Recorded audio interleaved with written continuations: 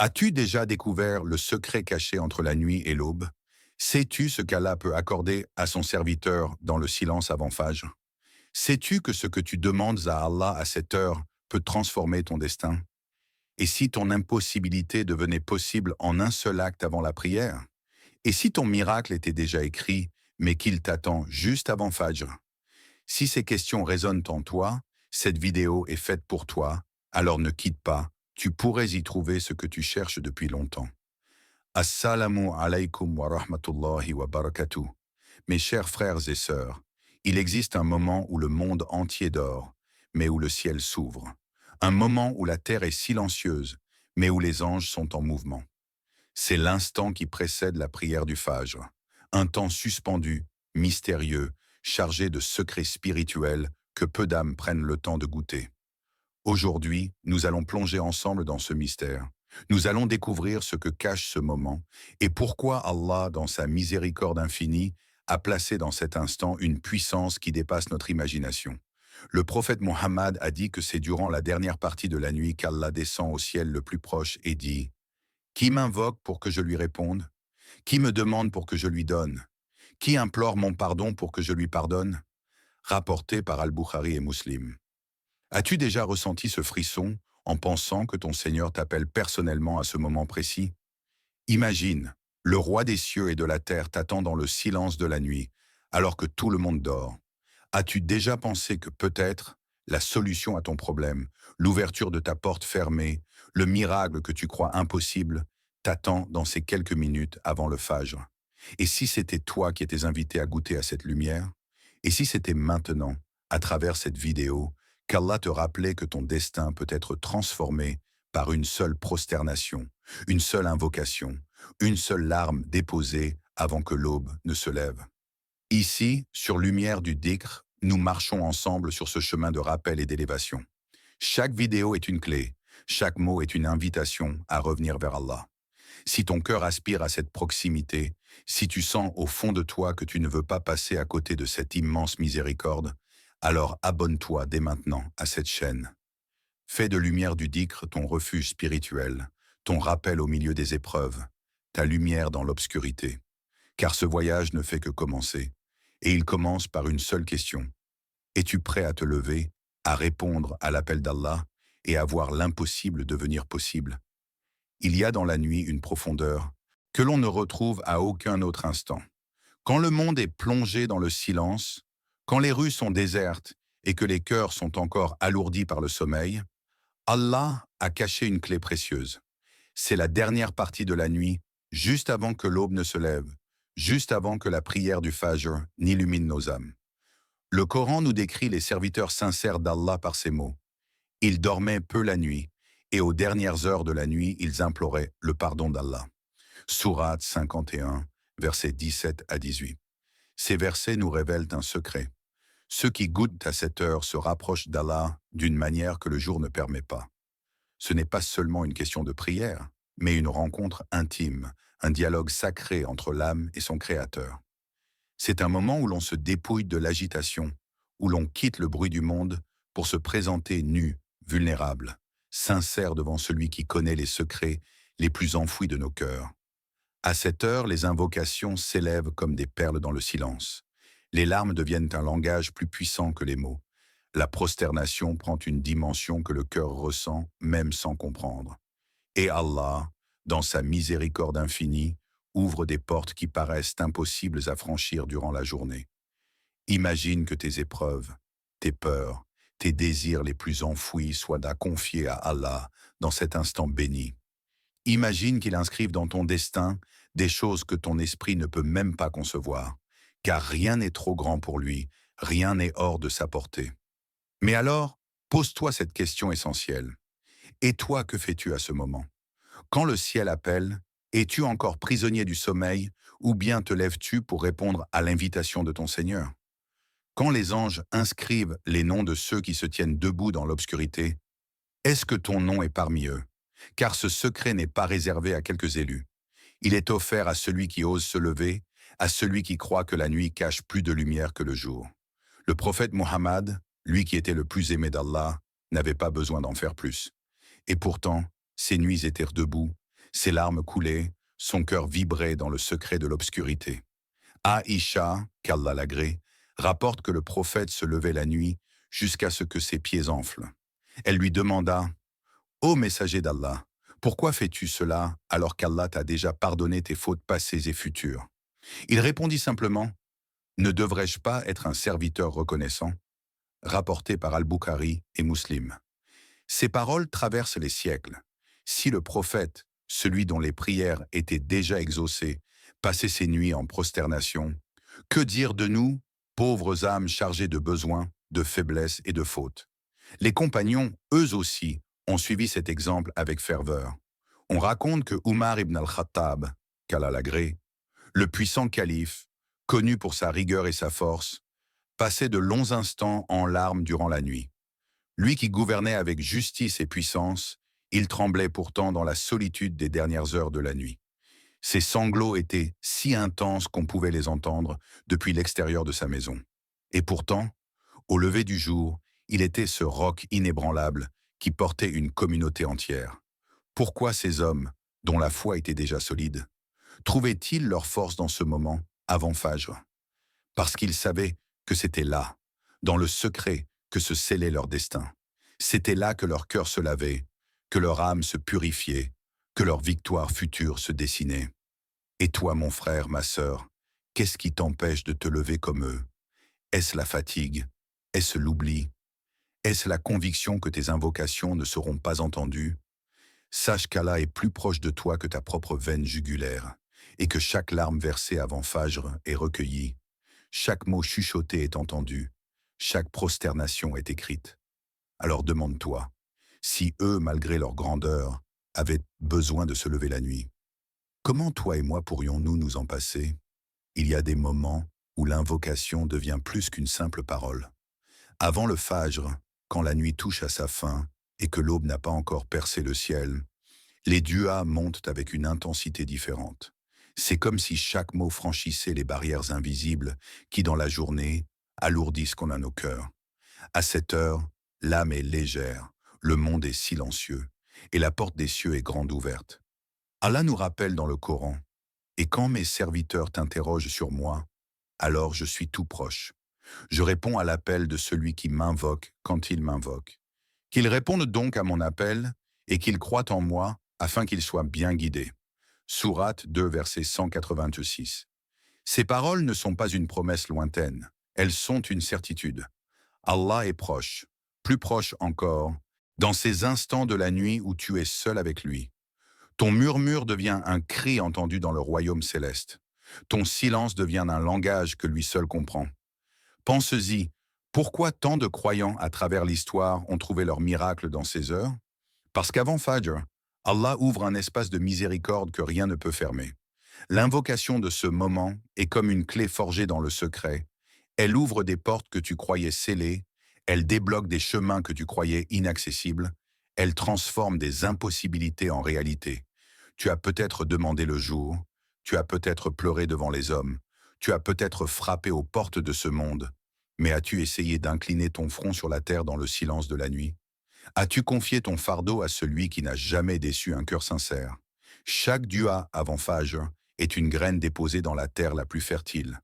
Tu ne sais pas quand elle germera, ni comment Allah fera descendre sa réponse, mais sois certain qu'aucune parole n'est perdue, aucune larme n'est ignorée. Alors imagine, et si la clé de ton impossibilité se trouvait justement dans ces minutes que tu laisses passer chaque nuit? Il y avait une femme dont le cœur était brisé par les épreuves. Chaque jour, elle priait, elle demandait à Allah de soulager sa douleur, mais les portes semblaient rester fermées. Son mari l'avait quittée, elle élevait seule ses enfants, et les dettes s'accumulaient. Le jour, elle tenait debout par orgueil, mais la nuit, quand personne ne la voyait, ses larmes mouillaient son oreiller. Un soir, elle entendit un savant dire: Si tu veux voir l'impossible devenir possible, lève-toi avant Fajr. Là, tu trouveras Allah plus proche de toi que jamais. Ces mots se plantèrent dans son cœur comme une graine d'espérance. Elle décida d'essayer. La première nuit, elle se leva maladroitement. Ses yeux lourds de fatigue, son corps tremblant, mais son cœur déterminé. Elle fit ses ablutions, posa son front sur la terre froide et dit simplement: Ya Allah, je n'ai personne d'autre que toi. Si tu ne m'ouvres pas une porte, je suis perdu. Elle pleura longuement, sans chercher de belles paroles. Ses larmes furaient de son langage. Elle répéta cela nuit après nuit. Parfois, ses invocations étaient longues, parfois ce n'était qu'un murmure de douleur. Mais chaque fois, elle sentait son cœur se vider de son poids. Et puis, un matin, quelques semaines plus tard, elle reçut un appel inattendu. Une amie d'enfance, qu'elle n'avait pas vue depuis des années, lui proposait un travail stable. Ce n'était pas seulement une source de revenus, c'était une dignité retrouvée. Ce qui semblait impossible avait commencé à s'ouvrir. Puis peu à peu, d'autres portes s'ouvrirent. Ses dettes se réduisirent, ses enfants retrouvèrent la joie, et son cœur surtout se remplit d'une paix qu'elle n'avait jamais connue.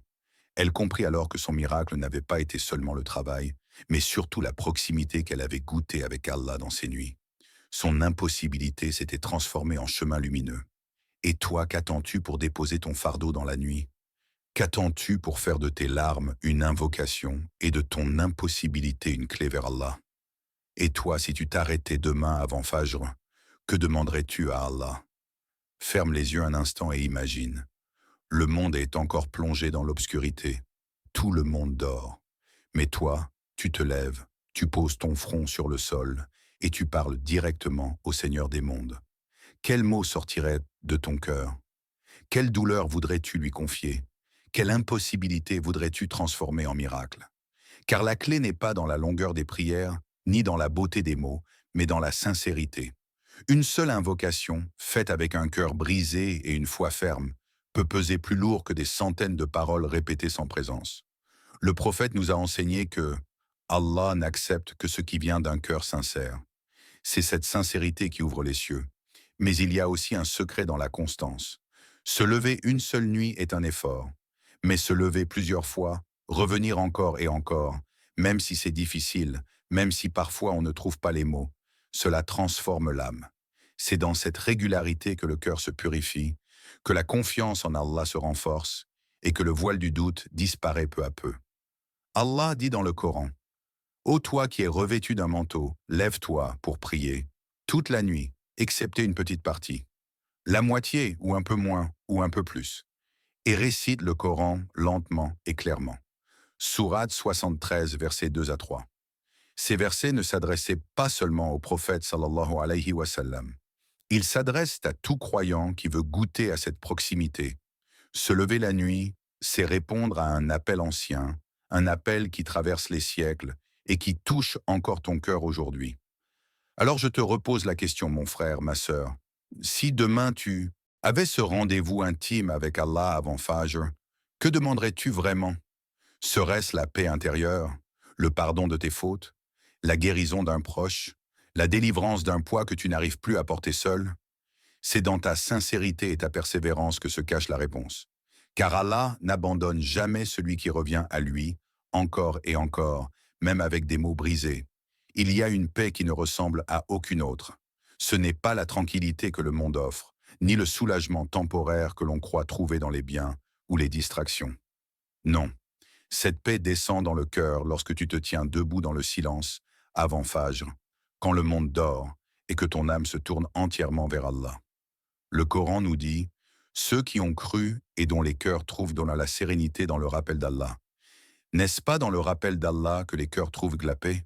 Sourate 13, verset 28. Chaque prosternation, chaque invocation murmurée, chaque larme versée devient une lumière déposée dans ton cœur. La peur s'éloigne, l'anxiété s'allège, et même les blessures les plus anciennes semblent se recoudre doucement. Il y a une force qui grandit en toi, invisible aux yeux des hommes, mais palpable dans chaque battement de ton cœur. Une force qui te soutient dans les épreuves, qui t'inspire la confiance quand les chemins semblent fermés, qui te permet de marcher avec courage même dans l'obscurité.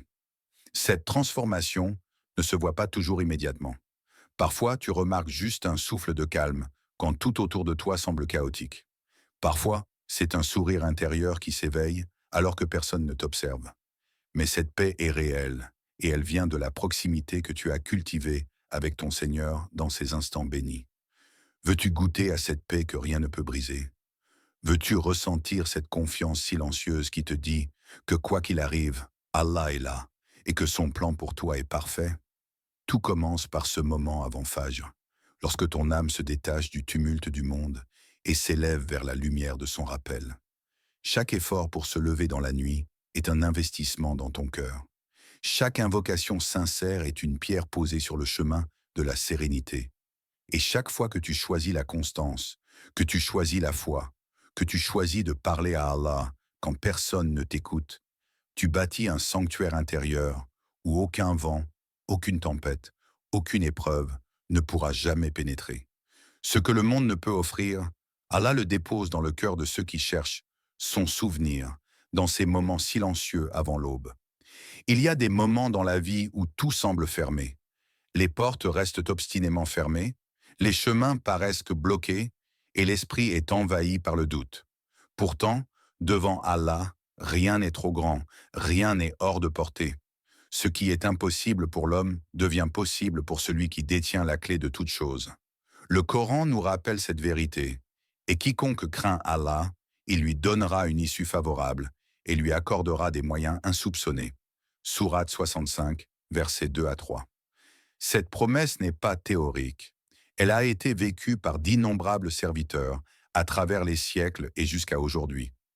Il suffit d'une prosternation sincère, d'une invocation faite dans le silence de la nuit, pour que le verrou de l'impossible se brise. Il y avait un jeune homme, accablé par des dettes qu'il n'arrivait plus à rembourser, son entreprise sur le point de s'effondrer. Chaque jour, il se sentait écrasé par l'injustice de la vie, par ses erreurs passées, par le désespoir de ceux qui l'entouraient. Mais chaque nuit, avant Fajr, il se levait, il faisait ses ablutions et il posait son front sur le sol, parlant à Allah avec une sincérité qu'il n'avait jamais connue. Il demandait avec humilité, il suppliait avec foi et il persistait malgré sa fatigue et son découragement. Quelques semaines plus tard, une aide inattendue arriva d'une source qu'il n'avait jamais imaginée. Un investisseur anonyme offrit de sauver son entreprise, ses dettes furent honorées et ses relations se renforcèrent. Ce miracle ne fut pas seulement matériel, mais spirituel. Son cœur, auparavant rongé par la peur, déborda de gratitude et de confiance en Allah. Il comprit alors que ce qui lui semblait impossible avait été entre les mains d'Allah depuis le début. Si l'homme qui se relève avant Fajr avec un cœur sincère peut voir des miracles ainsi, imagine ce que ton propre cœur, humble et persévérant, peut recevoir.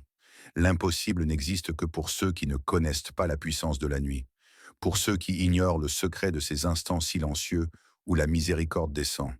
Et toi, mon frère, ma sœur, qu'attends-tu pour te lever et confier ton impossibilité à celui qui transforme toute faiblesse en victoire, toute peine en délivrance? Car pour Allah, rien n'est impossible. Mes chers frères et sœurs, alors que nous approchons de la fin de cette immersion spirituelle, prenez un moment pour laisser ces paroles pénétrer votre cœur. Avant Fajr, Allah ouvre les portes de l'impossible. Chaque souffle, chaque murmure, chaque larme déposée sur le sol froid de la nuit devient une clé qui peut transformer votre vie, vos épreuves, vos désirs les plus enfouis. Ce n'est pas une promesse vague, c'est une réalité tangible, accessible à quiconque choisit de répondre à l'appel de son Seigneur dans le silence de la nuit. Rappelez-vous que ce voyage spirituel ne se termine pas ici.